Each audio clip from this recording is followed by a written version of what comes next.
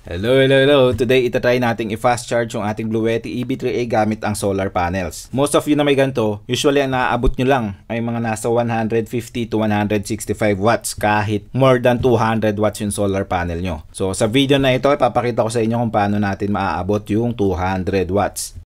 Tignan muna natin kung paano ba mamili ng solar panel na compatible dito sa power station na to. Kapag bibili kayo ng solar panel, ang kailangan nyo tignan ay yung VOC or yung open circuit voltage ng solar panel. Makikita nyo yan sa likod ng solar panel, may sticker dyan. Makikita nyo yung VOC or yung open circuit voltage at dapat hindi siya tataas sa 28 volts DC. Kasi ang range ng voltage dito sa DC input natin ay 12 to 28 volts. Ang maximum na charging speed nito sa solar panels ay 200 watts. Pero hindi ibig sabihin nun ay limited tayo sa 200 watts lang na solar panel. Actually, pwede tayo magkabit ng more than 200 watts dito as long as less than 28 volts DC yung VOC niya. Malilimit lang yung charging speed natin sa 200 watts. So, 200 watts lang ang huhugutin niya sa solar panel kahit more than 200 watts ang kayang i-produce ng solar panel. Tapos nakalagay din dito yung maximum current niya which is 8.5 amps. Okay lang po yan na sumobra tayo dyan sa solar panel. Ang katumbas na ito sa solar panel ay yung ISC or yung short circuit current niya. So, etong 200 watts natin na solar panel, ang ISC niya ay 10.72 amps. Sobra na siya sa 8.5 amps. Pero okay lang na yung solar panel natin ay sumobra sa 8.5 amps dahil ililimit ng power station natin yung huhugutin niyang power sa solar panel para hindi niya ma-reach etong 8.5 amps. So, ang importante dyan ay wag tayong sosobra dito sa VOC or yung voltage ng solar panel. So, yun lang po ang importante doon. Check nyo yung VOC as long as less than 28 volts, pwede po.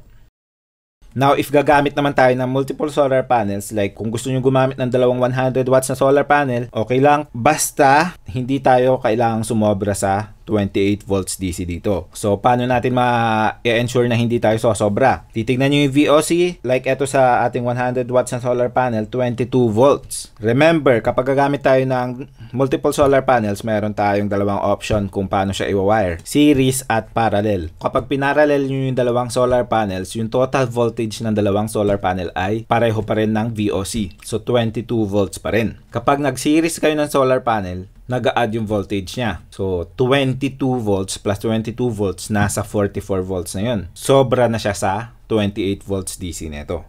So, hindi tayo pwedeng mag-series ng solar panels dito. Pwede kayong mag-series kung yung total VOC ng solar panel nyo ay less than 28 volts. Pero kasi sa mga 100 watts na solar panel, mga nasa 18 to 24 volts yung VOC na mga yun. So kapag pinag-series mo yung dalawang solar panel na yun, so sobra talaga tayo sa 28 volts DC. So limited tayo sa pag-connect ng solar panels natin into parallel lang.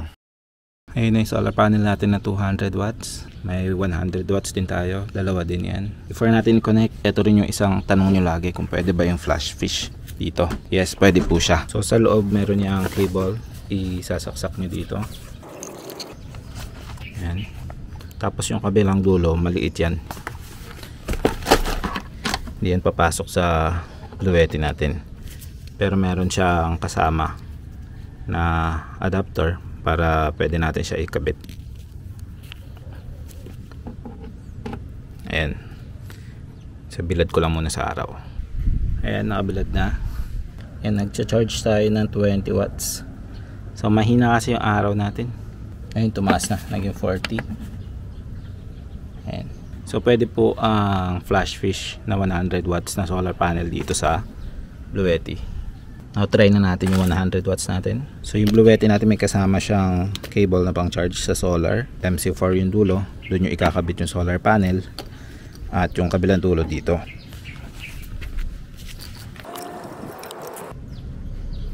Ayan, nagcha-charge tayo 71 watts.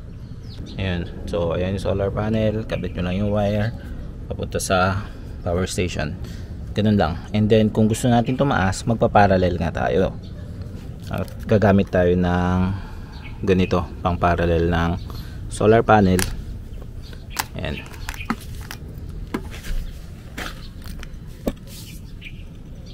Tanggalin natin yung punta sa power station. Yung parehong positive wire kabit natin dito, and then negative. Ayan, so magkasama na yung negative at yung positive. Tapos yung dulo nyan, doon naman natin ikakabit yung power station. Yan, 122 watts na. So dalawang solar panel yan na 100 watts. Hindi nyo naman kasi talaga makukuha yung full na 100 watts sa solar panel. So kaya kapag gusto nyo talagang isagad, kailangan nyo sobrahan. Like 300 watts ang ikakabit nyo para sure na yung 200 watts na maximum charging speed nya kaya natin abutin. Ngayon i-try natin yung mas malaki natin solar panel doon, 200 watts. So ayan, napunta sa ating power station.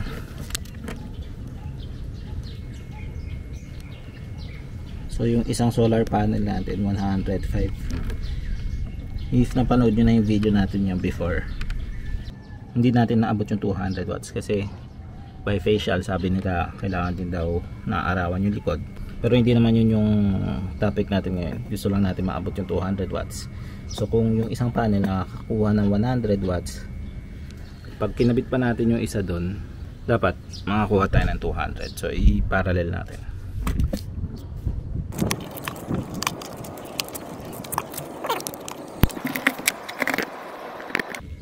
At ang naabot natin 160 watts lang. Nag-try ko na yan, ang pinakamataas lang ay mga nasa 165. Hindi siya sumusobra na 170 watts. So yan yung sinasabi ko na kahit lagyan mo ng mataas na solar panel, like eto, rated at 200 watts ang isa, so 400 watts na yan, pwede ikabit siya. Basta hindi ka sosobra sa 28 volts DC. Pwede kang sumobra sa 8.5 amps kasi kung titignan mo yung specs ng isang solar panel, pag pinag-add mo yung current nun, more than 8.5 amps na. Pero ayan, nag-charge siya ng 160 watts. Ngayon, bakit di natin naaabot yung 200 watts? Ganito yan, no? Check natin yung voltage na nanggagaling sa solar panel. So ito yung voltage from solar panel, 20 volts lang.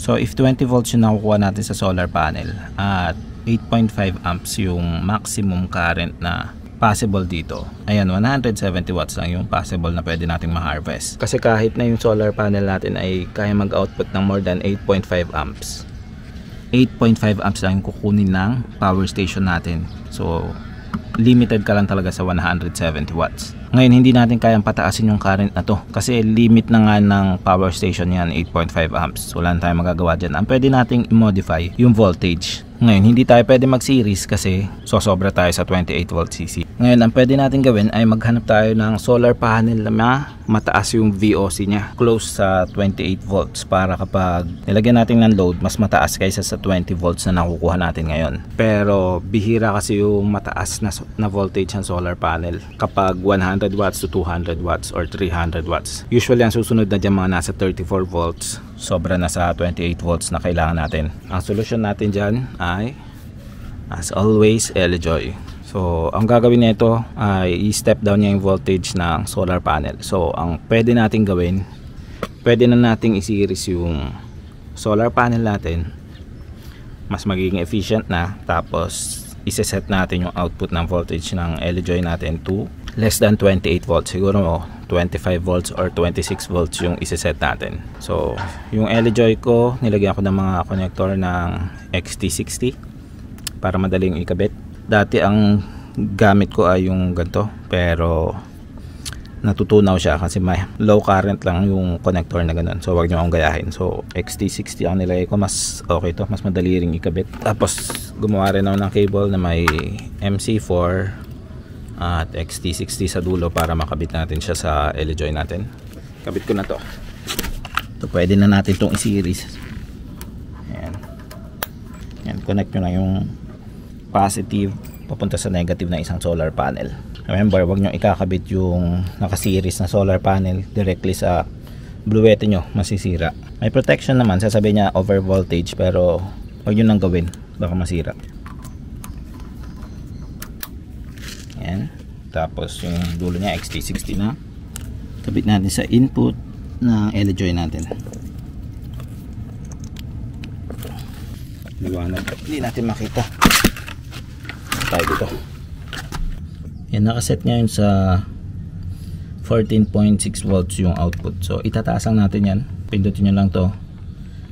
Set ko na 26. Makikita nyo yung voltage ng solar panel natin ngayon, 44 volts. So sobra na yan sa Bluetti natin. And then press natin yung OK. Yun na. Pwede natin ikabit dito yung Bluetti natin. XT60 yung dulo ng nilagay ko sa Elejoy. So gumawa din ako ng connector na XT60 papunta sa MC4 para pwede natin ikabit yung connector ng Bluetti. Make sure tama. Positive. Ayan. Ayan. Tignan natin.